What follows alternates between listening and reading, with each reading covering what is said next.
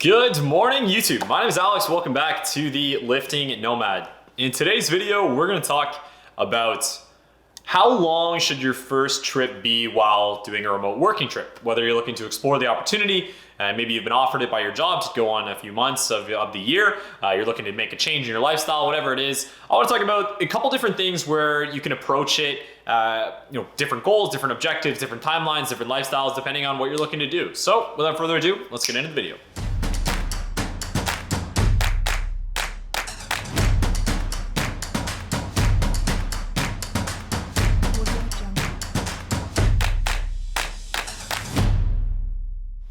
Okay, so you obviously have a few different options out the gates of how long you should be working remote. What should your first trip be? How long, where it should be, that sort of thing. And it's a lot to process. And I know when I was going through it, there's a lot of different things you're running through in your mind. Am I going to be safe? Am I going to be gone for too long? What am I going to do with my apartment while I'm overseas or abroad? What am I going to do with my work? Are they going to be okay with this? Like, there's just a lot to process. So I try and do these videos in a logical way where we can together break down piece by piece each of the puzzle, right? So for instance, with this, you really want to think about, okay, am I making a permanent or semi-permanent lifestyle change where you're like me, where you've given up your apartment, you maybe don't even have a home base. Like, my address on my government docs right now is my parents'. And then I'm just like kind of traveling around month by month at a time, maybe 3 months here, 2 months there, some back at home, some in Toronto, some overseas, some in South America. So it's, for me, it's pretty hectic and chaotic, and honestly, it's fucking a headache a lot of the time, but it's amazing, right? And it's invigorating and giving me a new perspective into life and giving me energy that I didn't really have, and really battling a lot of that depression that I think a lot of us got during COVID lockdowns. For anyone who's not Canadian, Toronto was over a year basically without like haircuts, any sort of store, all gyms, obviously all restaurants. We weren't allowed to meet up with any friends. Household limits were 2 people at a time that you're supposed to be masked and distanced. Parties were getting ratted out by the police. Like, it was really just a nightmare. And that year kind of shook me to the core of, I can't live my life kind of waiting for that next moment.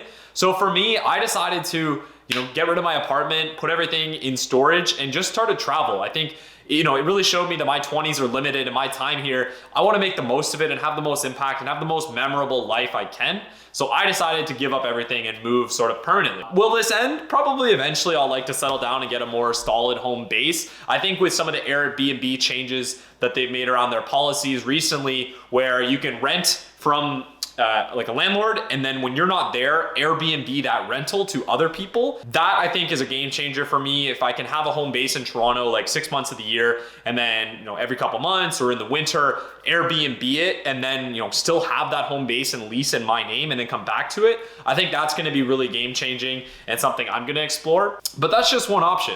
That's like the end of the spectrum where you're going full nomad. Then there's also, my recommendation is generally the first time you want to do it, anywhere from like a week to a month, because a lot of people get that culture shock and get nervous, and it can be very humbling to go somewhere you're not familiar with and then understand, okay, maybe this isn't the lifestyle I want to have. So when you do it in a smaller chunk and you're not like throwing away all of your roots and your, let's say, your home base, you're still having that, you can always go back to it, right? If things don't go that well, let's say you're not able to work, you're not able to be accountable, you're not able to be productive wherever you are, it's really simple to just say, all right, you know what, fuck it. I'm just gonna go back home. I tried this, it didn't work. I had a good time, I have made some experiences, but I can't do it long term. And there's nothing wrong with that. Your employer, if you have like a bad month or whatever, your employer's probably not gonna give a shit. If you're in any sort of mid-sized company or larger, really you go under the radar for a lot of the time anyways. So, if you have a month where you're not exactly at your prime and then you go back to normal, they're not even really gonna notice a bump in the road for the most part, right? So there's not a huge amount of risk is what I'm getting at. So my advice is generally to understand, do I wanna do a week? I think a week is too short, and that's more like a vacation, right? You're just gonna get there, you're gonna get that high of excitement, you're gonna wanna just go out and do things, you're probably not gonna be able to work for shit. So in that case, just take the time off. Don't do it as like a working trip. Okay, so let's say you've decided, the 1 week, 2 week vacation is not gonna be enough.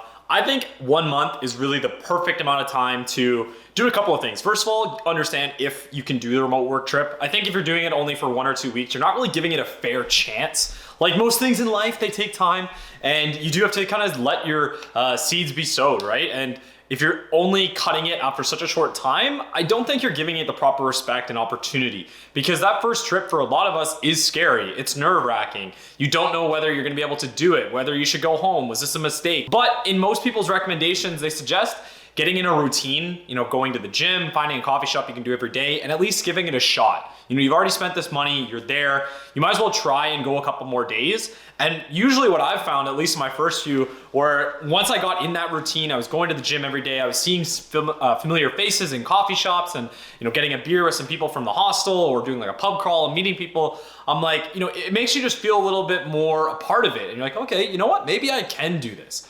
I definitely admire people who just jump in off the deep end and do like a year off if they haven't really traveled much by themselves.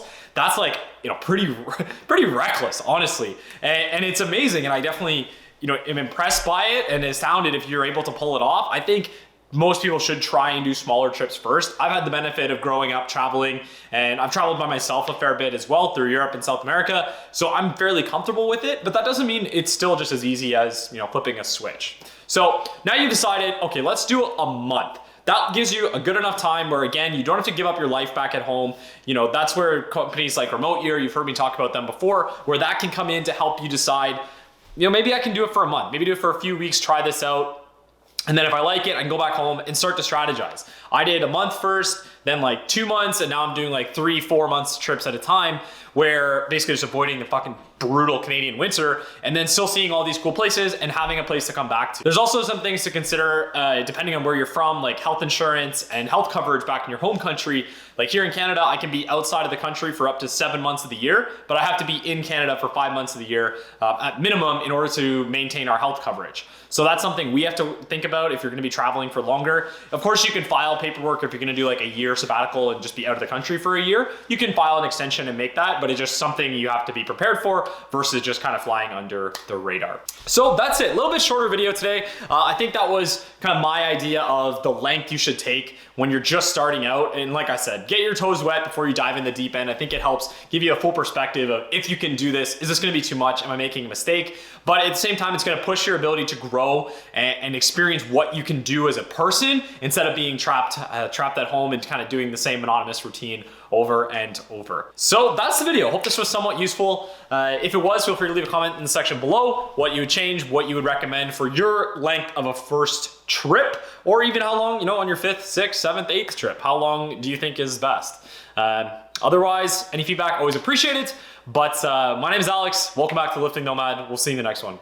Peace.